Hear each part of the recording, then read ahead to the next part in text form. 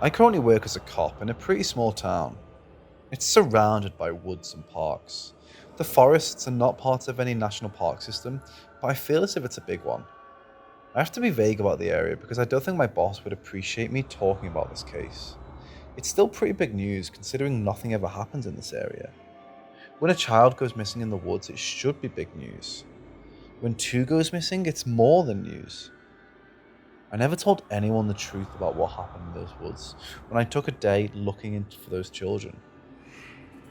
I'm certain that if my boss heard any of this, he would strip me of my badge and send me off to the head doctor. But I have to tell this in hopes I get any information about who I came across that day. I had an early midlife crisis and changed careers. I came from a long line of police officers and had planned that to be my future, but because of some complicated and boring reasons, I chose to do something else. Then, later on in life, I regretted my choices and did what I needed to become a cop. Even though I looked on the older side, I didn't actually have a lot of experience in law enforcement. The place that hired me didn't need someone who did, just a person who looked the part. Nothing happened in this small town, just some easy to break up bar brawls. Hell, they couldn't even be called brawls. I feel as if they only hired me so I could go through their ancient filing system and update it because my boss refused to do it. While I was organising the mountain of old paperwork and cases, I found out this town had a pretty regular pattern of hikers going missing on the trails. But after looking at the national average, I guessed our town wasn't anything special. Nothing sinister going on. People just get lost. I had only been working at my new job for 6 months when the uproar started. A child had gone missing on one of the easier and short hiking trails with his family. His father had turned his head to talk to his wife, and when he looked back, his little boy was gone. They thought he just ducked behind a tree just to scare them, but after looking through the entire area, they grew panicked. The mother stayed where they last saw him, and the father ran to get help by the stranger's station. They quickly organised a search for the boy. The mother stayed in that spot for nearly 10 hours, waiting and watching, not knowing what else to do. I'm not a hiker myself, but I joined the volunteers and searched for the boy. Any spare moment I had, I was doing whatever I could to help. I ended up with hundreds of bug bites and torn ankles from my new boots, but I never complained. A child was out in the woods and we couldn't find any trace of him. Then a girl was lost. She asked a classmate of the boy and wanted to help. Some volunteers humoured her and let her run water to people searching. But she could only go for a few feet into the woods. If she saw someone coming near the trail end, she would run up and give them a cold water bottle. She was in sight the entire time. Again, someone turned their head as soon as she took a step into the trail, and when they turned back, she was gone. The people who she had been walking towards hadn't turned their heads. They were completely bewildered and questioned what they had seen. She was simply gone in the blink of an eye. No one had a logical reason for it, so they didn't dwell on how the children disappeared, only that they now had two gone missing. Helicopters came and sent dogs to join the search, but after a week the search was trying to recover a body. Two children under the age of 10 in the woods for that long weren't likely to last. I'd been doing whatever I could in those days, but felt useless. My boss noticed how badly this case was on my health and forced me to take one day off. After all, I wasn't a hiker or an expert in cases like these. I'd done everything I could and I kept hiking. I'd burned myself out. He felt like there was more, even though people looked. I could rest for today. And then got back at it full force. I didn't listen to him. I did go to bed early the night before so I could just be up at the crack of dawn to go back to the trails. I wasn't a part of the volunteer teams and my boss told them I shouldn't be out there. They gave me some looks, but let me go hiking as long as I promised to stay on the short trails and not go into the woods. Which I agreed. I could get lost and that wouldn't help anyone. I knew I wouldn't find any traces of the children on a trail that had been looked over at least 100 times before. But I still just couldn't stay at home. That's how I spent my free day, hiking trails and getting more blisters on my ankles. I had a backpack of some supplies. Even though I'd hiked for the entire day, I wasn't very hungry. I think the stress was getting to me. I still had some water and granola bars in my pack near the end of the day. I was in the office of a somewhat longer trail I had gotten permission to search on, when the sun had started to set. I decided to start heading back, but knew it would be dark by the time I arrived at the end of the trail, and to the ranger station in front of the woods.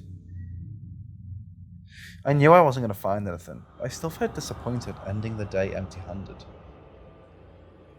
The orange light of the sun had faded into a grey light. A strange grey light that made bright colours pop. I'd forgotten how strange that time of the day looked. My orange shirt nearly looked neon in the grey light. Because of the odd light, I saw a bright white on the trail easier than I might have at a different time of day. The trail had a slope to it. I had just reached the top, ready to go down, when I saw the white on the trail. I squinted to see a person standing, wearing a long, white and baggy sweater. The day had been hot, and not all sweater weather. The person was short and my heart started to race, but this person didn't look short enough to be 7. But it was still very strange to see a preteen just standing in the middle of the trail. I went down the slope and towards them, hoping I looked friendly and they didn't bucket into the woods. "Hey, are you alright?" I asked when I was a few steps away from them. At first, I thought they'd been wearing a long white hat of some sort, but when I got closer, I saw their hair was pure white. Either this was a very short older person, or this child dyed their hair. I noticed they weren't wearing any shoes and found that strange. Their feet weren't dirty from walking in the woods, and I didn't see any abandoned shoes around the trail. I had no idea how they went bare feet without tearing up their soles. Hearing my voice, they turned towards to face me. They were a child like I first thought. Their hair fell over their face, making it hard to see their face. I guessed they were a boy, even if I had hair on the long side. Alarm bells were ringing just at the back of my head, but I couldn't ignore a lost child in the middle of the woods. "I'm a cop, you're safe. My name is Hugh."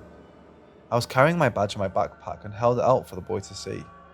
The boy still hadn't spoken or recited it in the slightest, but at least he was looking at showing he was listening. "Are you lost? Where are your parents?" I asked as gently as I could. I couldn't blame the boy for being scared of a random man coming up to him in the woods. I hoped he trusted me enough to bring him to the ranger station so we could get help. We had to find out where the boy's family were and make sure he wasn't in any kind of trouble. Protective instincts I didn't even knew I had were kicking in. I asked to carry him out of the woods to make sure he wouldn't hurt his feet walking, but getting any closer to the kid would be a win. Best not to make him too comfortable. He hadn't responded to any of my questions, so I got down on his level to keep trying. "What's your name, Ellie?" I finally got something out of him. His voice was so soft I could barely hear it, but I had a name. "I'm going to the ranger station. How about you come with me? If you feel comfortable with it, we could hold hands so we don't get lost." I saw his hands fidget a little at the end of his large sweater as his eyes darted back and forth considering what I had asked. Because I had gotten down a bit lower, I could see his eyes through his white hair. His hair wasn't dyed. He was albino, judging by his pink reddish eyes, a rare condition I'd never seen in person before. His hand to let me take it. He seemed like a shy kid, so I didn't push any more conversation and took my small win. When we started to walk, I kept an eye on the ground, making sure I was guiding him away from anything that might harm his feet. I wish I'd brought an extra pair of socks that day. Eddie was very light-footed though. He carefully walked around twigs on tiptoes as if it was second nature to him. I remember not wearing shoes as a child, so maybe he just adjusted without them. I wished I had a way to leave a note where I found him. If his parents were nearby, they would be worried. But I assumed they would go where we were headed once they couldn't find him. I had my phone on me, and I was glad it still had a charge. Still, holding Ellie's hand, I tried to unlock my phone with one hand. It had frozen, which I thought was weird. It had never frozen before. I tried to restart it and my lock screen came back on, but the clock remained the same time it was when I first checked it. The sun still hadn't set and my phone clock wasn't moving. I wanted to call the station saying I found Ellie, but no matter what I tried, my phone just refused to work. I shoved it into my pocket to try and use it again at a different time. As we walked down a slope, I got hit with a deja vu. I thought I'd already walked down this slope. In fact, I just found Ellie at the bottom, but I ignored it. The woods all looked the same to me. I could just be getting confused by my surroundings in the dark. I was never a good hiker. But when we hiked up another slope and came down again, I was seriously starting to think a tree growing on top of a boulder was the same one we'd just passed by. My throat was starting to get dry and panic was rising in my chest. Why did everything look the same? Why had the sun not set yet? And why would my phone clock not move? I pushed these worries down until we passed by the same tree growing on top of the boulder a third time. I didn't want to stress out Ellie, who had silently been walking beside me the entire time. Ellie, could you do me a favour? I don't mean to worry you. Could you stand right there as I look over that slope ahead of us? I just want to look ahead. I swear I won't leave you. The boy gave me a nod, and it looked like he didn't want to let go of my hand. But he let it go, and I half jogged up the trail to the small hill in front of us. When I started to walk away, Ellie had crouched over and started to shove sticks in the dirt. When I saw her at the top of the hill, it gave me tunnel vision. I thought I was going to faint. I stood staring at Ellie, crouched over playing with sticks. I looked behind me and saw the same thing. This couldn't be happening. I had to be seeing things. Maybe Ellie had a twin and they were messing with me. I jogged down and walked over to the tree I was using as a landmark. I put my useless phone on top of a root. Ellie was staring at me and I gave him a smile. Humour me, I told him, and started up the slope again. When I reached the top, Ellie still had his line of sticks. But I felt a weight in my pocket. My phone was no longer on the tree root. It had returned to my pocket. What the hell? I asked slowly to myself. I had to be going crazy. Maybe the stress had finally gotten to me. I couldn't be stuck in a loop. These things just didn't happen. I walked down and stopped in front of Ellie, wondering what my face looked like in that moment. If this was really something, then Ellie might know something. After all, when I found him, the loop started. But I wasn't ready to put any blame on him yet. I'm going to climb a tree, I said, hands on my hips. A hint of a smile flickered on Ellie's face. I had no idea what else to do. Clearly, I couldn't walk along the trail without getting brought back.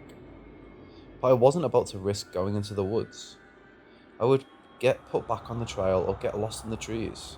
Maybe, just maybe, if I climbed high enough, I could see something interesting. Or maybe the loop didn't reach high in the air. It was something I could try.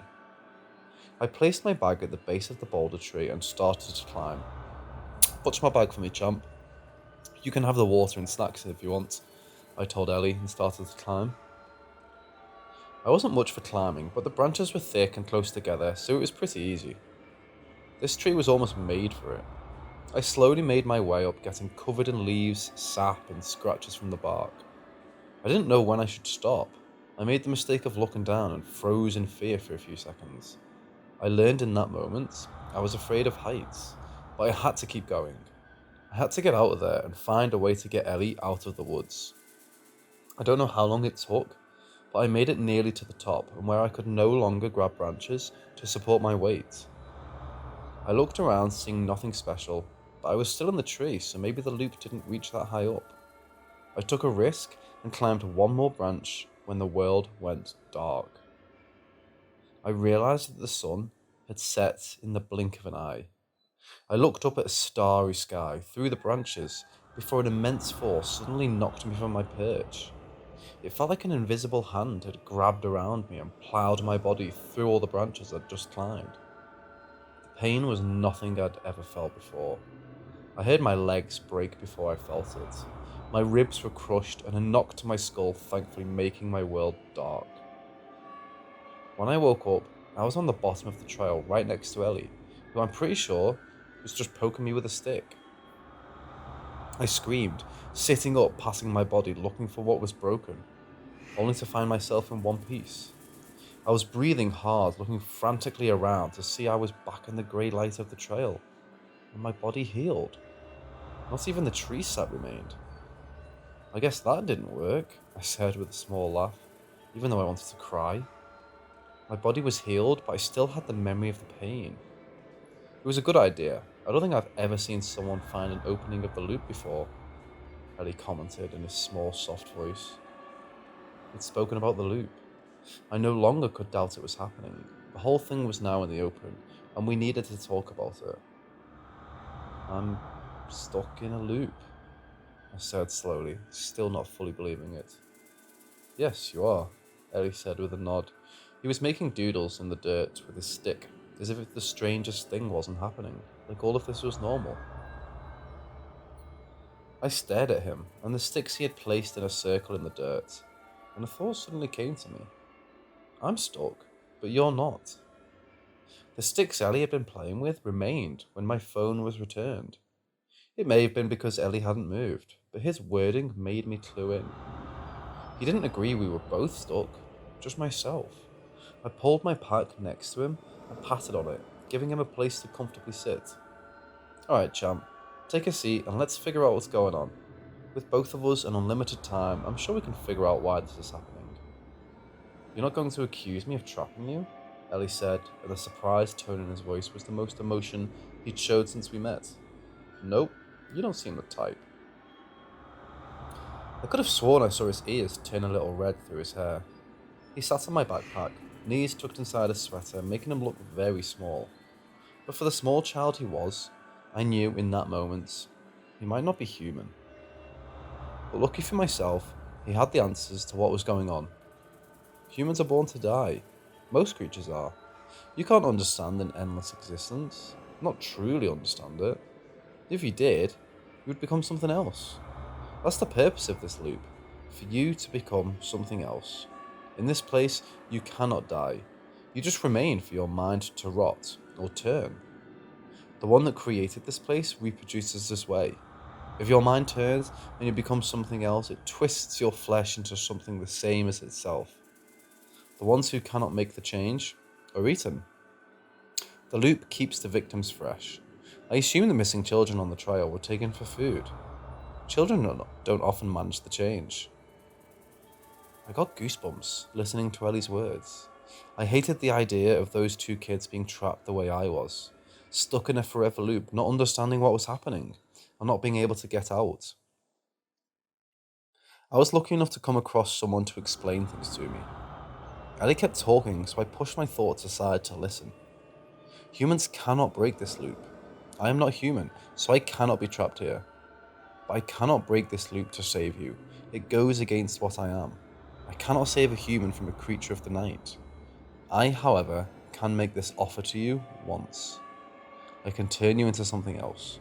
Once you come to my side, I can save you. I can remove you from these woods.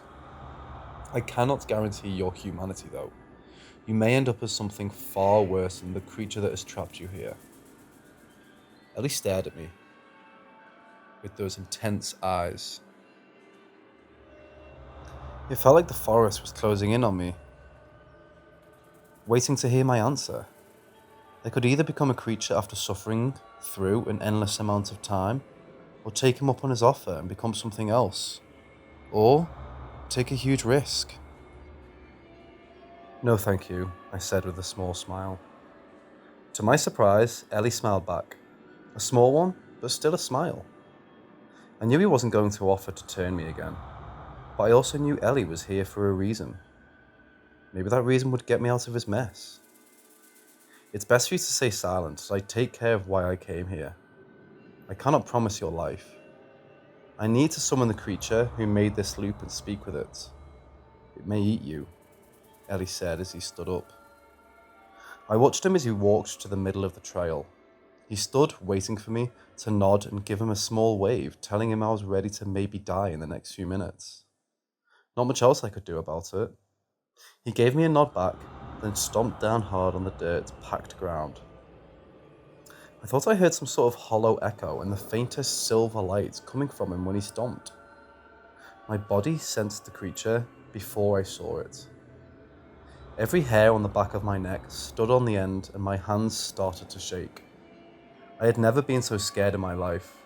I would honestly rather be thrown from a tree 100 times than be sitting on the trail when the creature showed itself.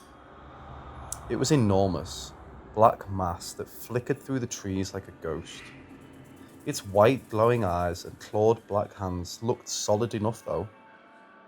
Wrapping one hand around a tree, it looked so big it could easily rip that tree from the roots. Even though it was massive, its voice was barely a whisper.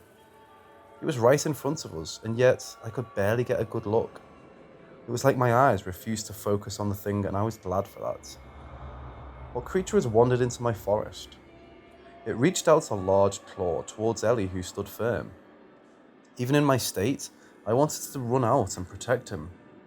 The claw stopped right in front of his face when Ellie started to speak. You have created 4 too many children. Your limit was 2. You are taking too many humans to feed them, and I suspect you took this other human to create a new... Ellie's strong words were cut off by a rasping laugh from the woods that made my skin crawl. This forest is mine. I can take as many children as I like. Now be gone. The massive claw came down to crush poor little Ellie, and I shot to my feet. I was far too slow, but my concern was not needed. The moment was ghastly claw came down, it exploded in a silver mist. The creature let out a shriek of pain and darted further back into the woods, nursing its wound. Ellie had not moved, and his back was turned to me, but I could feel he was very angry. You cannot be, the monster hissed with a voice full of hate. The Silver King is dead. I can never die, and you have insulted me beyond going past your child limit. As a punishment, you must kill the most recent ones you have created. You must also break the loops of the humans you have trapped. Humans that are most suited to be returned to their world, adjusted to live peacefully. You'll go hungry for a while, but be thankful for your life. The monster hissed and darted back and forth between the trees, considering what to do. It clearly wanted to kill Ellie, but it couldn't. I didn't believe that Ellie, the small child before me, was a scarier monster than the dark thing in the woods. But the proof was the thing not attacking. With more pacing and hateful hissing, it agreed. Oh, thank you, my dear Silver King, for sparing my life this night. I shall never forget it. Never. I'd never heard such pure hate before. It made me feel sick just listening to that dreadful voice. I had no idea how Ellie stood so still with them directed towards him. He was a tough kid, it seemed. I expected something special to happen, but I just blinked and everything returned to normal. It was dark, meaning the sun had finally set. Ellie stood in the same spot, the monster in the woods gone. I checked my phone, not finding it working, but I didn't use it to call for help. I knew I was safe to walk to the end of the trail and out of the woods. Ellie looked at me with a hard-to-read look on his face. It lightened when I offered my hand to him so we could continue the way we'd started. Even in the dark, I saw his face flush a little. He was a big, important figure among very scary creatures. I don't think he often was treated like the child he was, and appreciated the gesture. I wish I'd spoken to him on our walk. I didn't know what to say after everything I'd seen. I was going through ideas in my head when I saw something else on the trail in front of us. My throat closed and I felt fears coming to my eyes. The missing children stood alone, holding hands and looking very scared. I let go of Ellie's hand to run over to the poor lost kids. I checked them over, finding them to be safe and perfectly fine. But when I looked back, Ellie was gone. I was a bit suspicious bringing 2 of the missing kids out of the woods. 2 kids that should have been dead and looked the same as they did when they'd gone missing. But I had a solid alibi when they hadn't been on the trails. One was me on camera buying gas, and the other with me with 10 other volunteers when the little had gone missing.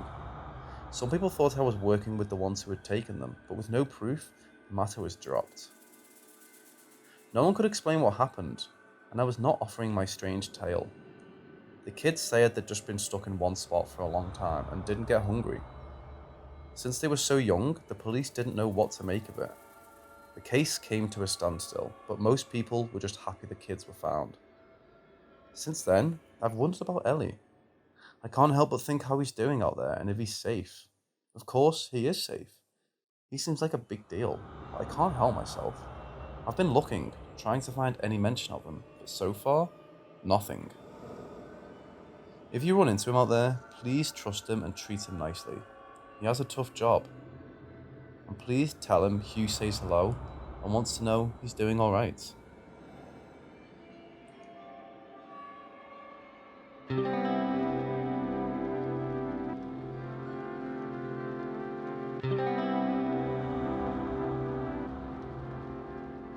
I adopted my cat the same day I moved out. It was a bad plan because I wasn't sure if I would be able to stay in my apartment or even if having a cat would void my lease. I saw this cute bundle of fur and knew I had to bring him with me. He belonged to my sister, but she had lost 3 cats already. She could not be trusted with him, and I hope she learned her lesson and didn't get another one. And when I say I adopted him, I kinda stole him. Took him without telling her. She didn't notice for 2 days, and I was already long gone. I had a fresh start and a new kitten. And let me tell you, I loved this cat. He acted like a king, so I called him George, because I thought England had a King George at one point. I raised him and he became so attached to me, he would sleep either directly on my face or right next to it. Even after he gained 15 pounds. If I closed any door in my apartment, even for a few seconds, he somehow knew and sat behind it, scratching and crying to be let in. This cat was spoiled rotten and might have been treated better than some children. A few minutes ago, I had gone to the bathroom, phone in hand. I had some mobile game I had to tap to start the event. I set my phone on the counter to let the game play on its own when I heard scratching at the bathroom door. A normal sound I lived with for 10 years, but a sound that would have made me piss myself if I hadn't already just gone. You see, my King George had passed away a week ago. He was sick and it was for the best, and yet there's this scratching at the closed bathroom door. I'm super freaked out and wanted to type this down to get my thoughts in order. Did someone just break in? Maybe. But the bathroom door doesn't even have a lock on it. If they wanted in, they could just open the door. No point in pouring out the bottom of it. And that's the thing, it sounds like claws scratching at the door. I know that sound. I've heard it thousands of times. Was it my sister playing a prank on me? Maybe. But she lives out of state now and wouldn't bother the 5-hour trip just to mess with me. Was it my parents? Again, they live so far away, it's not worth it. Alright, what about a wild animal? Did a raccoon get in? Do raccoons talk? I really thought it was a raccoon at first. Then I heard a voice between the scratches. A voice barely above a whisper, a hiss of a voice. One I didn't think I heard at first. In. Open. Open. I'm losing it. That has to be it. I can't be hearing a low, hissing, creepy voice, and I'm not hearing claws scratching at my bathroom door asking to be let in. I'm just so sad about George being gone that I'm not able to handle it. That cat was my life. I have my work, but no close friends, just some people I sometimes talk with. It sounds like a depressing life, but it's not. I'm happy being alone and with my cat. Maybe 2 cats in the future. I'm a simple person that doesn't ask for much. I was devastated by losing my little Georgie, so this mental break is just too strange for me to accept. It's the only answer that fits. The scratches have gotten harder. The door is shaking from whatever it's pouring it at. I'm scared. I shouldn't be because this is all in my head, but I am scared. I can't open the door. Once I do, it's all over, and I'm not sure I know what that truly means. I have my phone, so I tried calling the police. The call only lasted a second, and then it dropped. Alright, I'll try animal control. And again, only for a second. I've gone through all of my list of contacts to see each call drop. I can't even text anyone. My mobile game is working still. It has a chat function that I can send messages through, but I don't think anyone would take me seriously enough to send help. The longer I sit here, the more my mind is willing to accept a different answer. That something came for me because of how emotionally vulnerable I am. That does sound crazy. Crazier than me just thinking I'm hearing my dead cat talking to me. But I can't shake this feeling. That something is really out there. Something not human, something dark and unhealthy. Something that is getting impatient with me. I wonder how long a human can last with water alone. I've heard it could be around 3 weeks. Longer because I'm a girl with all the extra body fat males don't have. I wonder if the things outside is going to give up before I die. I really am crazy if I'm considering starving myself and not just opening the door. Open. That thing almost sounded nice that time. Nice and pleading. Under the crack of the door, I can see shadows pacing back and forth. When it scratches, I can barely make out needle-sharp claws trying to wrap under the door, trying to pry it open, trying to get at me. This is stupid, isn't it? Just sitting here waiting. I've tried calling for help again, but with no such luck. I just wanted a simple, easy life. I didn't want to die young, but I guess no one really does. I shouldn't act like I'm special at all. I don't get that choice. Things just happen. But what if I do? My clock on my phone froze when I came into the bathroom. I know time has passed. I didn't even notice the stuck clock until a few minutes ago. I don't know how long I've been sitting staring at the door. It's sometimes silent, but the scratches come back, testing me. The idea of a choice has been turning in my head. I might have a choice. I might be able to get out of this. Slowly, I stood up, fearing the thing outside might hear my movements. I took small steps until I was right next to the door and pressed my ear against it, starting to hear anything. I could hear faint breathing. Something was there, still waiting. Always waiting, until I opened the door. I have a suggestion. I tried to speak, but my voice came out as a whisper. My throat was dry and I could barely get the words out. I waited for an answer, but none came. When I open the door, I'm going to see a cat. Doesn't matter the age or colour, and I'm going to love this cat just as much as I did with Georgie. This cat is going to have the best life any cat can have. But this cat is going to eat me. I could die naturally in my sleep, or someone is going to break in and murder me. I'll have no time to check up on me, so this cat is going to eat me. It could happen in a few days, or when I'm an old lady. Is that a good deal?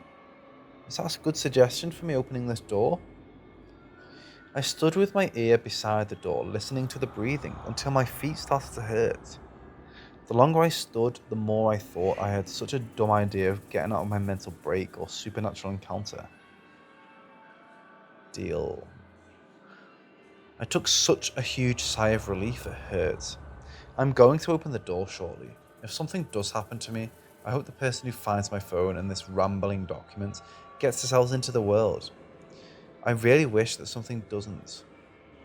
That I open the door and see a cute cat waiting for me outside. After all, that's what a simple person like me wants in life.